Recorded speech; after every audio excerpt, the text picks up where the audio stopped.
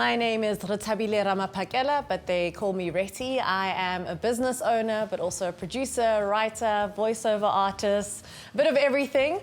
But my biggest job is owning a production company in South Africa that produces film and television called Burnt Onion Productions. My approach towards business is something that I've had to learn over the years. Obviously, I'm in a creative industry and I studied writing and producing at first.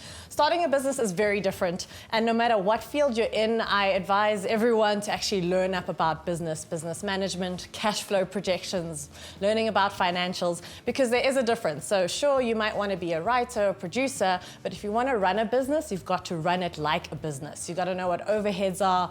So for me, my approach to business is education.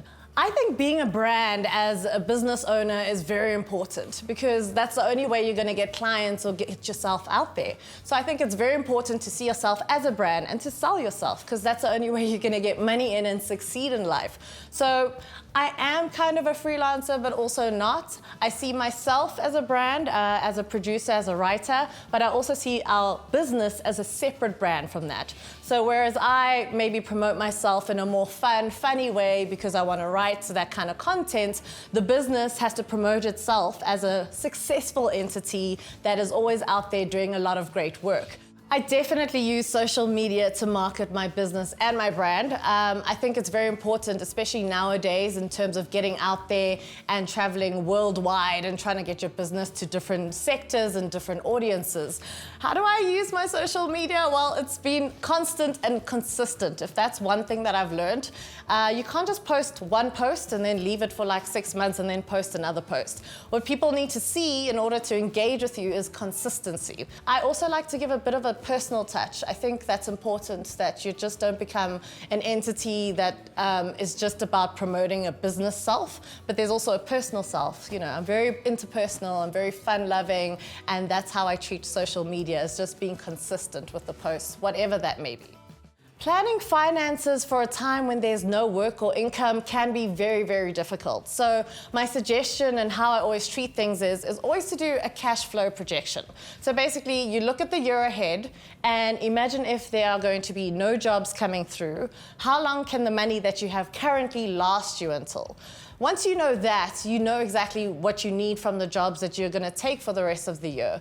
So it's important to know where you stand and how you see the next 12 months going.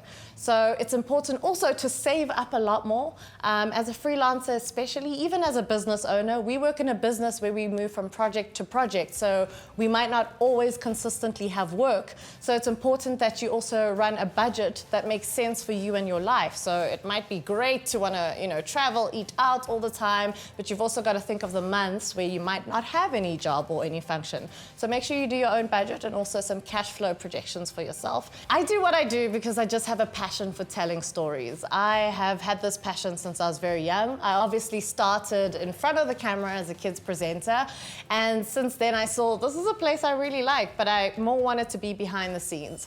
I love the idea that you can be at home watching a TV show that makes you cry, makes you laugh, makes you feel things, and that all just started from someone having an idea.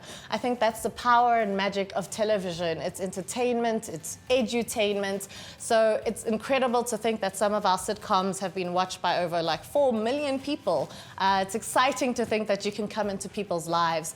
And in South Africa, things get very tough. We have bad news and everything, so it's so nice to be able to come home and sit and just relax or even go to the movies. So it's been an exciting experience, and I do what I do just for that, to be able to know that somewhere, somehow I've managed to make someone laugh, someone cry, someone just forget their worries for that 30 minutes or an hour at a time. And that's why I do what I do.